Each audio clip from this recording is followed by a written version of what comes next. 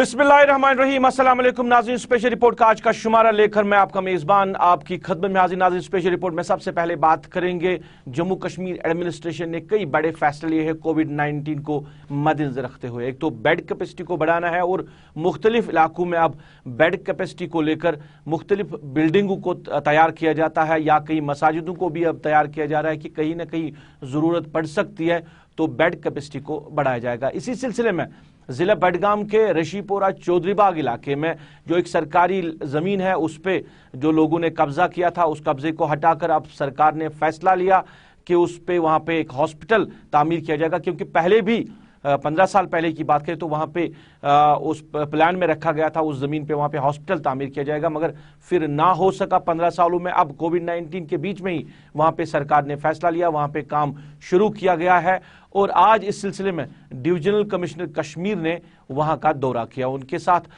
State administration के मुख्तलिफ अफसरान मौजूद रहे। इस मौके पर वहां पे कहा गया कि फिलहाल जो वहां हॉस्पिटल बनेगा उसके लिए किस तरह की तैयारी की जाएगी, क्योंकि 1 महीने के अंदर अंदर वहां पे मॉडर्न फैब्रिकेटेड एक हॉस्पिटल कम क्वारंटीन सेंटर अभी बनाया जाएगा और फिर जो पैसा इसके लिए वागुजार रखा गया है तकरीबन 100 करोड़ रुपया इस हॉस्पिटल को बनाने के लिए वागुजार किया गया है। फिर उसके बाद कोविड-19 जो ही खत्म हो जाएगा उसके बाद उस पर काम शुरू किया जाएगा। डिविजनल कमिश्नर ने पूरे इलाके का दौरा किया और लोगों की बात भी वहां पे सुनी, स्पॉट पे जाके लोगों की बात भी सुनी अगर कहीं ग्रीवेंसेस लोगों की थी इस हवाले से। तो एक मॉडर्न हॉस्पिटल बनेगा जिसमें तकरीबन 126 आईसीयू रखे जाएंगे और एक मॉडर्न तर्ज का ये वहां पे हॉस्पिटल बनेगा। लोग इस हवाले से काफी शुक्रगुजार है स्टेट एडमिनिस्ट्रेशन के। अब स्टेट एडमिनिस्ट्रेशन ने ये फैसला लिया है। इस मौके पर डिविजनल कमिश्नर कश्मीर ने मीडिया के साथ बात करते हुए क्या कहा, हम आपकी नजर करते हैं। जो मुसीबत आई है कोविड की, इसमें DRDO जो एक जानी मानी सेंट्रल गवर्नमेंट एजेंसी है, प्री इंजीनियर्ड बिल्डिंग यहाँ बनाने जा रही है। 500 बेडेड हॉस्पिटल उसमें रहेगा, 125 के करीब जो है उसमें इंटेंसिव केयर यूनिट्स रहेंगे और बाकी जो है ऑक्सीजन सप्लाइड बेड्स यहाँ रहेंगे। 1 या 1.5 महीने के अंदर अंदर उनको कंप्लीट करने का उनका मंशा है। बेसिकली कोविड में जो है सबसे ज़्यादा जरूरत लगती है ऑक्सीजन की। जरूरी नहीं कि हाई फ्लो ऑक्सीजन ही है। वादी में लगभग 20 हॉस्पिटल्स है जहां ऑक्सीजन मैन्युफैक्चरिंग प्लांट लगा हुआ है, फंक्शनल भी हो गए हैं। उसके अलावा जो हॉस्पिटल जहां बेड ज़्यादा है लेकिन मैन्युफैक्चरिंग कम होती है उनके लिए सिलेंडर्स भी हमने खरीद लिए हैं। 5 units exclusively hospital oxygen supply के लिए रिजर्व रखे हुए हैं। आज के हालात में जो है मुझे जितनी ज़रूरत है उससे ज़्यादा सप्लाई अवेलेबल है। दूसरी एक बात मैं बता दूं कि जो हमारे यहाँ जो ऑक्सीजन यूसेज हो रहा है, हम ऑक्सीजन का जो यूज कर रहे हैं डेफिनेटली स्टैंडर्ड के हिसाब से कहीं ज़्यादा कर रहे हैं। दूसरे स्टेट से हमने स्टडी रिपोर्ट्स लिए हैं, उस पर हमारे आज हॉस्पिटलों में ऑक्सीजन का ऑडिट हो रहा है। ऑक्सीजन जो यूसेज हो रहा है उसका ऑडिट हो रहा है, क्या उसमें लीकेजेस तो नहीं, वेस्टेज तो नहीं, अननेसेसरी हम ऑक्सीजन तो नहीं दे रहे। इंशाल्लाह हमें अपेक्षा है कि आज जो ऑक्सीजन सप्लाई जो हम कर रहे हैं आने वाले काफ़ी दिनों के लिए वही सफिशिएंट रहेगा। इंशाल्लाह हो सकता है कुछ एक महीने रहे या 1 या 2 साल जैसे लोग कहते हैं, उससे ज़्यादा नहीं रहेगा। आगे चल करके यही हॉस्पिटल जो है आपकी डिस्ट्रिक्ट हॉस्पिटल की रिक्वायरमेंट फुलफिल कर सकेगा।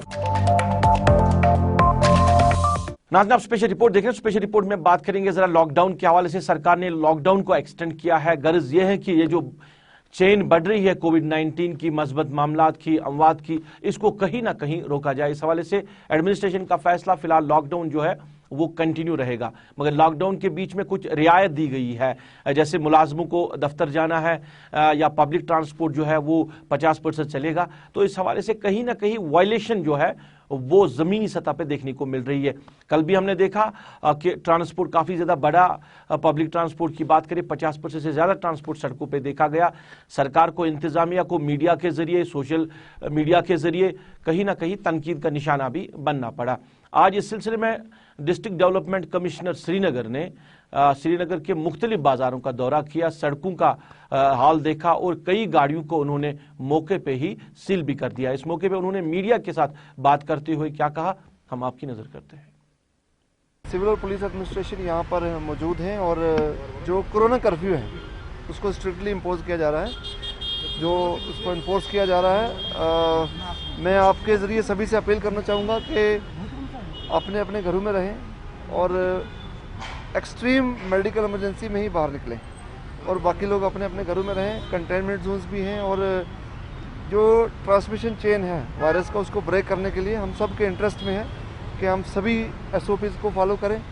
सोशल डिस्टेंसिंग, मास्क, वैक्सीनेशन, इन सारी चीज़ों का हमें पालन करना ज़रूरी है। तो सर कितनी गाड़ियाँ सीज करी गई आपको? देखिए, कोई गिनती की बात नहीं है कि गिनती करके इतनी सीज होंगी। जो वायलेशन मिल रहे हैं वो SSP साहब भी यहाँ खुद खड़े हैं, तो जो वायलेशन में हैं उनको सीज किया जाए। देखिए, ये मैं कहूँगा कोरोना कर्फ्यू है और किसी चीज़ से ज़्यादा जो है कोरोना कर्फ्यू है। और स्टेट एग्जीक्यूटिव कमेटी के जो डायरेक्शंस हैं टाइम टू टाइम वो हम इम्प्लीमेंट कर रहे हैं। इसके अलावा आगे भी सिचुएशन बहुत डायनेमिक है। इसके बारे में जैसे जैसे हमें रिक्वायरमेंट होती है कि क्या डिसीजन लेना है, तो स्टेट एग्जीक्यूटिव कमेटी के उसी तरीके से डिसीजन स्टेट एग्जीक्यूटिव कमेटी लेती है और वो उनके फैसले जो हैं हम ग्राउंड पर उतारते हैं। इधर हमारे साथी इरफान फाजिल भी आज श्रीनगर के मुख्तलिफ इलाकों में गए थे, जहां पे उन्हें सूरत हाल देखी। क्या कुछ सूरत हाल इरफान फाजिल ने देखी, आप सुनिए इरफान फाजिल की जुबानी। लॉकडाउन की बात करें तो कश्मीर में लगातार लॉकडाउन और लॉकडाउन के साथ साथ कई अजलाओं में भी इस वक्त लॉकडाउन जो है जमीनी स्तर पर देखा तो जा रहा है, मगर साथ ही साथ कह सकते हैं कि कई सारी लापरवाही जो है ट्रांसपोर्ट के हवाले से, पब्लिक ट्रांसपोर्ट के हवाले से दिखाई दे रही है। जबकि हमने शहर श्रीनगर के हवाले से भी आज देखा कि सुबह सुबह ट्रैफिक की आवाजाही पब्लिक ट्रांसपोर्ट को लेकर काफी ज्यादा थी। बाद में जब यह खबर डिप्टी कमिश्नर के तक पहुंची तो उसके बाद डिप्टी कमिश्नर ने खुद शहर का मुआयना किया और दीगर पुलिस अफसरान के साथ कई सारे व्हीकल्स को सीज भी किया और कई सारे लोगों को चालान भी किया, क्योंकि वायलेशंस लगातार हो रही थी। इस बीच अगर बात करें तो शहर के साथ साथ मुकम्मल तौर पर मॉल, शॉपिंग मॉल्स, दीगर जी हाँ बड़े बड़े बाजार बंद पड़े हुए हैं, क्योंकि लॉकडाउन जो है फिलहाल थर्सडे तक रखा गया है। और साथ ही साथ जमीनी स्तर पर यह भी हम कह सकते हैं कि अंदर मोहल्लाओं को लेकर बात करें, जितनी भी गली कोचे हैं वहां पर भी लोग घरों में ही बैठे हैं, क्योंकि कोरोना का कहर लगातार इस वक्त कश्मीर में भी बढ़ता हुआ दिखाई दे रहा है। इस बीच हमवादे भी हो रही है और कई सारे सवाल वैक्सीन को लेकर भी खड़े हो रहे हैं। वैक्सीन के हवाले से बात करें, सरकार आए रोज बड़े बड़े दावे बुलंद करती है, मगर जमीनी स्तर पर कई सारे प्राइमरी हेल्थ सेंटर्स की बात करें, बड़े बड़े अस्पतालों की बात करें, सरकारी अस्पतालों की बात करें, प्राइवेट अस्पतालों की बात करें, इस वक्त मुकम्मल तौर पर वैक्सीन जो है वो शॉर्ट हो रही है, जिसकी वजह से इस वक्त आम जनता सवाल पूछ रही है। रजिस्ट्रेशन के मामलात को लेकर बात करें, कोविन ऐप तो रखा गया है, मगर जबकि रजिस्ट्रेशन होती है तो वहां पर एप्लीकेशन के साथ साथ विंडो बुक्ड ही दिखाता है। फिलहाल 18 साल से लेकर 45 साल तक भी वैक्सीन जो ड्राइव है उसे खड़ा कर दिया गया है, मगर अब यंगस्टर्स भी सवाल पूछ रहे हैं अगर जाएं तो वैक्सीन लगाने कहां जाएं, क्योंकि इस वक्त हर कोई इस वक्त परेशान है और हर किसी का यह मानना है कि एक तो लगातार कोविड की 19 का जो कहर जारी है, उस बीच वैक्सीन लगाना भी लाजमन जरूरी है, और दूसरे जानिब जिनका सेकंड डोज है उनका सेकंड डोज भी नहीं लग पा रहा है, क्योंकि कई प्रॉब्लम्स इस वक्त वैक्सीन को लेकर जमीनी स्तर पर दिखाई दे रही है। ट्रैफिक वायलेशंस हो या साथ साथ वैक्सीन प्रॉब्लम हो, कहना तो यहां पर जरूर पड़ता है क्या सरकार कमजोर पड़ गई है। फिलहाल आने वाले टाइम में देखना होगा कि ये वैक्सीन कब आएगी और कब लोगों को राहत मिलेगी। विद वीडियो जर्नलिस्ट समीर वानी के साथ सईद इरफान फाजिल, गुलिस्तान न्यूज, श्रीनगर, कश्मीर।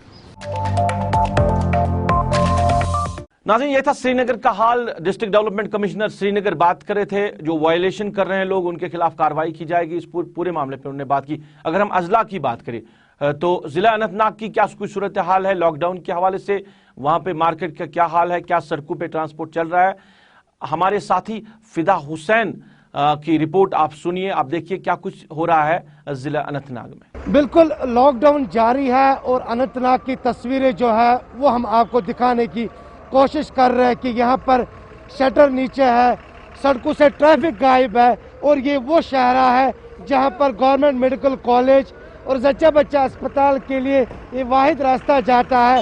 इसलिए यहाँ पर इस शहरा पर गाड़ियों की आमदरफ्त भी कहीं न कहीं पे नज़र आती है। लेकिन कुल मिलाकर अगर देखा जाए, ज़िला इंतज़ामिया और जम्मू कश्मीर पुलिस जो है सड़कों पर नज़र आ रही है। बार बार जम्मू कश्मीर पुलिस और ज़िला इंतज़ामिया ने लोगों से यही कहा कि वो लॉकडाउन का सपोर्ट करें, अपने घरों में बैठे।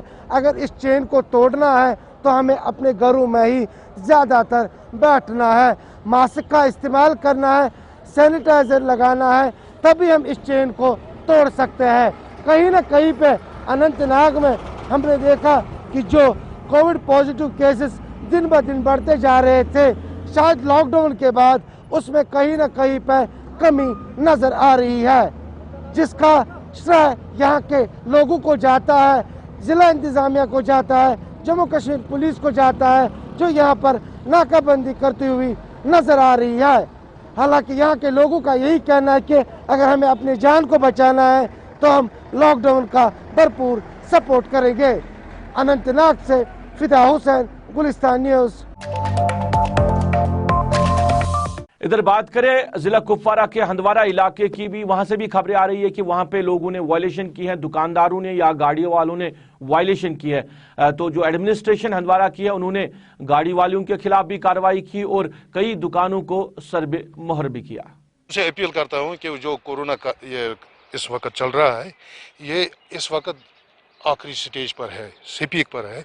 आज तो मतलब परसों मैंने एक वीडियो भी देखा कि मई में ये बहुत अप हो जाएगा। लिहाजा मेरी गुजारिश है लोगों से कि कम से कम मई के महीने में कम से कम वो अपने घरों में बैठ जाए, ताकि इस वक्त ये कोरोना कर्फ्यू है, जो इस वक्त ये इसकी चेन है, ये ब्रेक हो जाएगी। आप देखते हैं कि हम उनके पीछे पड़े हुए होते हैं हर एक दिन, हर एक वक्त। आप देखते खुद भी, आप मुलाहिजा करते हो, पुलिस भी, हम भी, और मेरे साथ जो ये टीम है म्यूनिसिपलिटी वगैरह, ये सब हमारे साथ होते हैं, उनके पीछे पीछे हम चले जाते हैं। लेकिन जिनको ये एहसास नहीं है, जिनको ये समझ में नहीं आ रहा है कि ये कोविड जो है ये कैसी बीमारी है, ये इन्हीं लोगों को पता, ये उन लोगों को पूछना चाहिए जिन्हें ये हो गया है। उनको ये पूछना चाहिए कि ये कोविड कैसी बीमारी है। जब हम किसी के वहाँ पर देखभाल करने के लिए भी अपने बच्चा भी नहीं आ जाता, अपनी बीवी भी नहीं आ जाता, इसे अकेला अपने रूम में छोड़ देते हैं, अपने हाल पर छोड़ देते हैं। ये लोगों को एहसास नहीं है कि ये कोरोना कैसी बीमारी। अगर खुदा ने वायरस जिससे कोरोना वायरस हो जाता है, उसके आगे, उसके सामने, उसके कमरे में, उसके जहाँ से वो चलेगा, लोग उसके वहाँ से भाग जाते हैं। ये इनको समझ में नहीं आता ये कैसी वायरस है। मेरी मैसेज ये है कि लोग अपने आप को बचाए इस मोहलिक बीमारी से, ताकि ये अगर हम एक महीने इसका कम से कम एक महीने हम ये इसका जो पालन करेंगे, SOP का पालन करेंगे, घर में बैठेंगे, जो ऊपर की हिदायत है उस पर हम अमलदारी करेंगे, जो डॉक्टर साहिबान वगैरह जो इस पर अपने अपने जो ख्यालात इजहार कर रहे हैं, उन पर हम अमल पैरा हो जाएंगे। मुझे उम्मीद है कि जो ये कोरोना इतनी बड़ी बीमारी है, हम इस पर काबू पा लेंगे। नाज़रीन, आप स्पेशल रिपोर्ट देख रहे हैं। स्पेशल रिपोर्ट में बात करेंगे वैक्सीनेशन प्रोसेस के हवाले से। पहले फ्रंटलाइन वर्कर्स को दिया गया, उसके बाद एज बार के हिसाब से 45 साल के जायद की उम्र के लोगों को वैक्सीन दिया गया, और अब सरकार का ये फैसला 18 साल की उम्र के जायद जो लोग हैं, अब उनको भी इस प्रोसेस के साथ जोड़ा जाएगा। मगर कहीं ना कहीं लोग जो है वो सवाल कर रहे हैं, वो सवाल खड़े कर रहे हैं कि जो हामला खवातीन है, क्या उनको वैक्सीन देना जरूरी है, क्योंकि अभी भी लोग डर रहे हैं हामला खवातीन को वैक्सीन देने के हवाले से।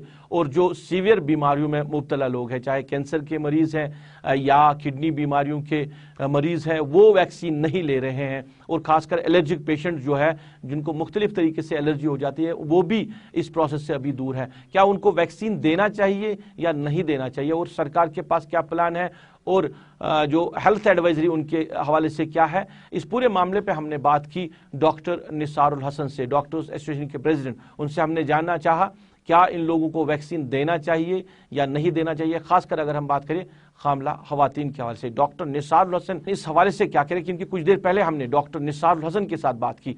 इस हवाले से डॉक्टर निसारुल हसन क्या कह रहे हैं, हम आपकी नजर करते हैं। देखिए, प्रेग्नेंट लेडीज के हवाले से क्या इनको कोविड वैक्सीन देना चाहिए कि नहीं। प्रेग्नेंट लेडीज जो इनिशियल क्लिनिकल ट्रायल्स होगी कोविड-19 वैक्सीन के हवाले से, उसमें प्रेग्नेंट लेडीज को इंक्लूड नहीं किया गया फॉर रीजंस, क्योंकि because it would have taken time. और उन दिनों जब पहली वेव में हमने ये देखा था कि प्रेग्नेंट लेडीज वर बिहेविंग वेरी माइल्डली, बहुत कम लोगों को इन्फेक्शन हुई थी प्रेग्नेंट लेडीज में, और जिनको हुई भी इन्फेक्शन उनमें माइल्ड इन्फेक्शन होती थी। लेकिन अब जो हमने देखा सेकेंड वेव में जी, कल ही I have admitted a patient, primary, पहली बार pregnant, a doctor's sister, severe bilateral pneumonia लेके आई, सैचुरेशन उसको 60 था, शी इज ऑन वेंटिलेटर।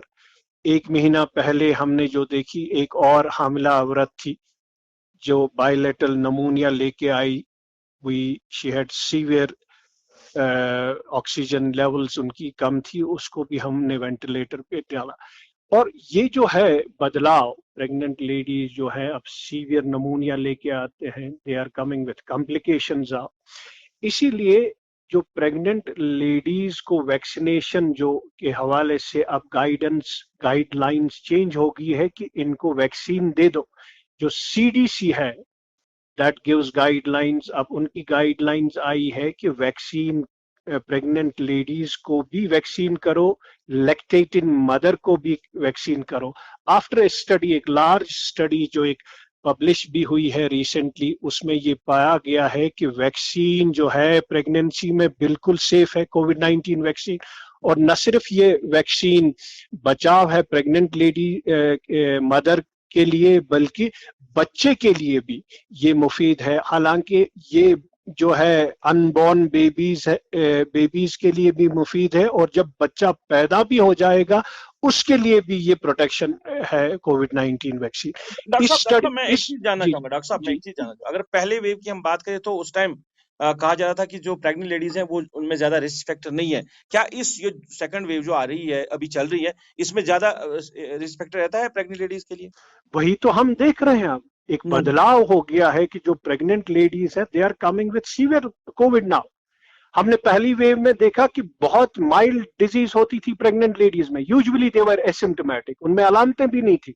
लेकिन अब जो बदलाव हमने देखा, जो प्रेग्नेंट लेडीज अस्पताल में आते हैं they come with severe covid pneumonia, यहाँ तक कि उनकी ऑक्सीजन लेवल 40-50 थी। हमारे पास अभी दो जो हामिला औरतें थी वो वेंटिलेटर पे है SMHS में, अभी भी एक है। सो जो ये बदलाव है कहीं ना कहीं मुझे लगता है वायरस की बदलाव की वजह से है, जो म्यूटेशन, जो म्यूटेंट्स है, वेरिएंट्स की वजह से वो भी है। दूसरा ये है कि काफी तादाद में इन्फेक्शन हो रही है, उसमें भी ये एक है कि मे बी कि प्रेग्नेंट लेडीज जो है अब सीवियर नमूनिया लेके आते हैं, काफी सारे प्रेग्नेंट लेडीज इन्फेक्ट हो रहे हैं। इसी की वजह से मैंने जो कल स्टेटमेंट दिया है कि वैक्सीन ही एक बचाव है, क्योंकि अब गाइडलाइंस भी है। हालांकि यूनियन हेल्थ मिनिस्ट्री ने अभी ये रिकमेंडेशन नहीं की जो हमारी है कंट्री की, लेकिन मैं उनसे भी आपकी वसादत से ये रिक्वेस्ट करूंगा कि they should change the guidelines now, because क्योंकि बाकी मुल्कों में वैक्सीन प्रेग्नेंट लेडीज में करते हैं। यूनाइटेड स्टेट्स की बात करोगे आप या यूके की बात करोगे, हामिला औरतों में अब वैक्सीन करते हैं और यही एक बचाव है। अदरवाइज मुझे लगता है इस वेव में काफी सारी जो प्रेग्नेंट लेडीज है उनमें ये जानलेवा हो सकता है, और यही एक तरीका है, वाहिद तरीका है कि आप प्रेग्नेंट लेडीज को भी वैक्सीनेशन जो शेड्यूल में फौरन इंक्लूड करो, ताकि उनमें भी बचाव हो जाए और बच्चा भी बच जाए, माँ भी बच जाए। यही एक तरीका है। मुझे लगता है कि ये जो सेकेंड वेव है इसमें जो ये म्यूटेंट्स हैं, वेरिएंट्स हैं, इस बदलाव की वजह से प्रेग्नेंट लेडीज में अब सीवियर नमूनिया लेके आते हैं, they come with severe covid now. So the only way to protect them is by vaccination, and I would suggest now union ministry to change the guidelines and include pregnant ladies in this vaccination programme. Doctor साहब एक और चीज है कि कुछ जो लोग बीमार हैं, जो घरों में है, चाहे उनको सीवियर प्रॉब्लम्स है, सीए की बीमारी या कुछ और भी किडनीज प्रॉब्लम की बीमारी लोगों को है, अभी तक उनको वैक्सीन नहीं दिया जा रहा है, और उनके घर वाले भी शायद अभी डर रहे हैं उनको वैक्सीन देने के हवाले से। क्या इस हवाले से कोई गाइडलाइंस है या उनको देना चाहिए वैक्सीन जो सीए के?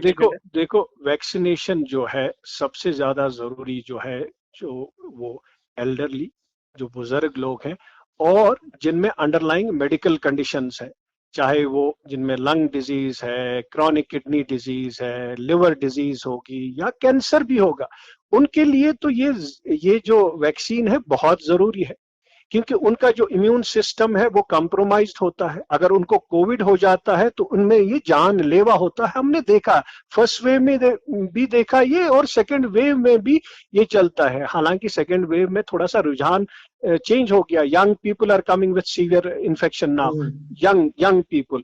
लेकिन पहली वेव में हमने जो देखा, जो एक्सपीरियंस हमने लिया उससे, कि जो बुजुर्ग लोग हैं और जो अंडरलाइंग मेडिकल कंडीशंस हैं जो आपने बताई, जो मैंने भी इनुमरेट किया, उनमें तो ये सबसे ज्यादा जरूरी है कि उन्हीं में ये ज्यादा जानलेवा, और जितनी भी मौतें हमने देखी तकरीबन 90%, मोर देन 90% तो उन्हीं में हो गई लास्ट ईयर।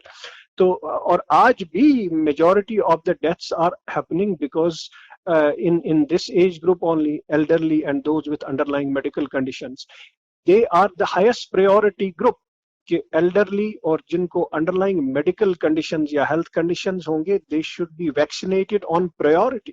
डॉक्टर साहब, मैं आखिर में जानना चाहूंगा, कुछ एलर्जिक पेशेंट भी हैं जो सवाल भी कर रहे हैं, जिन्होंने हमें लिखा भी है, हमारे सोशल मीडिया ग्रुप पे भी लिखा कि एलर्जिक पेशेंट्स को, जिनको जो इंजेक्शन नहीं कर पाते, उनको एलर्जी हो जाती है, क्या उनको वैक्सीन लेना चाहिए? देखो,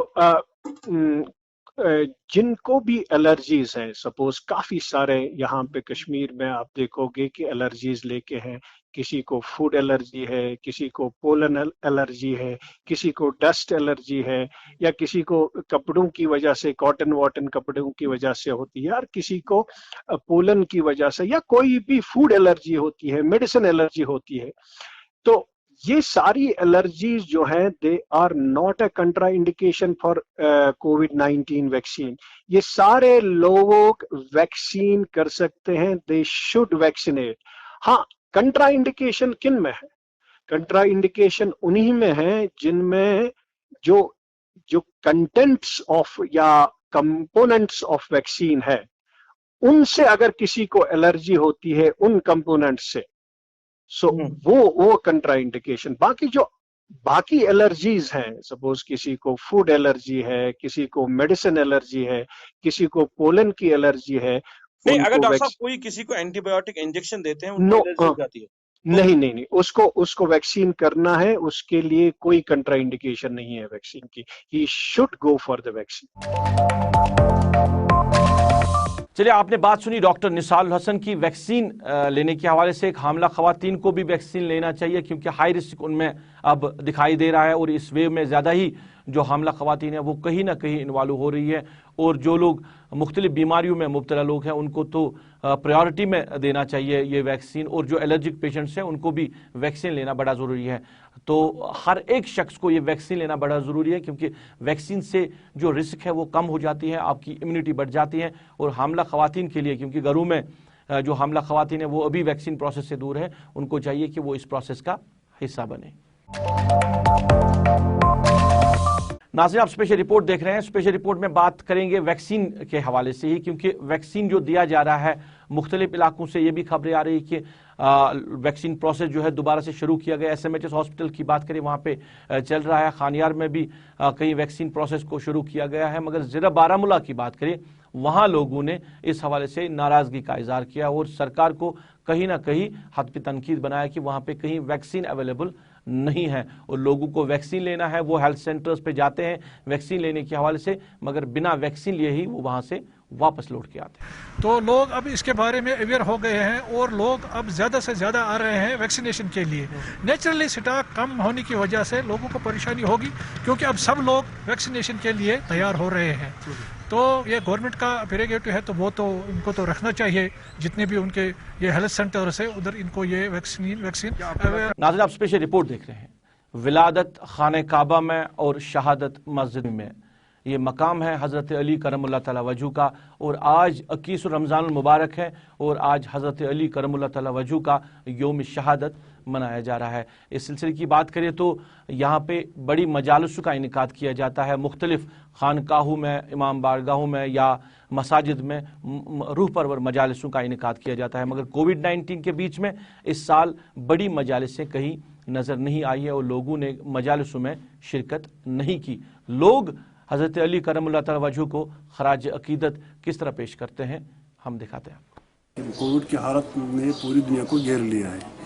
यही वजह है कि यहाँ भी इमाम बारगाह बंद है। तकरीबन 15 रमज़ान से बिल्कुल बंद है। न जमात हो रही है, न इज्तिमात हो रहे हैं। सदर जमहूरियत शरीफ शियान ने यही ऐलान फरमाया है कि कोविड को मद्देनजर रखते हुए और लोगों की जान की हिफाजत के लिए उन्होंने यही बयान फरमाया कि आपको चाहिए कि अपने घरों में रोज़ा खाने, मरसिया खाने, आज़ादारी वगैरह अंजाम दे ताकि आपकी जान महफूज रहे। जिस तरह अल्लाह ताला भी फरमाता है कि इंसान को रोज़ा वाजिब है, नमाज रोज़ा वाजिब है, लेकिन सिर्फ उनको वाजिब नहीं है जो बीमार हों या जो बुढ़ापे में हों या वो जो माएँ जो बच्चों को दूध पिलाते हों, उनको यही हुक्म दिया है कि आप अपनी सेहत की हिफाजत कीजिए, रोज़ा बाद में भी अदा कर सकते हैं, लेकिन फिलहाल तो आपको अपनी जान की फिक्र होनी चाहिए। ये भी अल्लाह ताला का हुक्म है। इसलिए इन्हीं शरई अहकाम को मद्देनजर रखते हुए सदर अंजुमन शरीयत शिया ने भी यहाँ भी ये हुक्म दिया है, यही बयान फरमाया है कि इस साल गुज़श्ता साल की तरह इमाम बारगाह बडगाम बंद रहेगा ताकि लोगों का जान माल वगैरह महफूज रहे।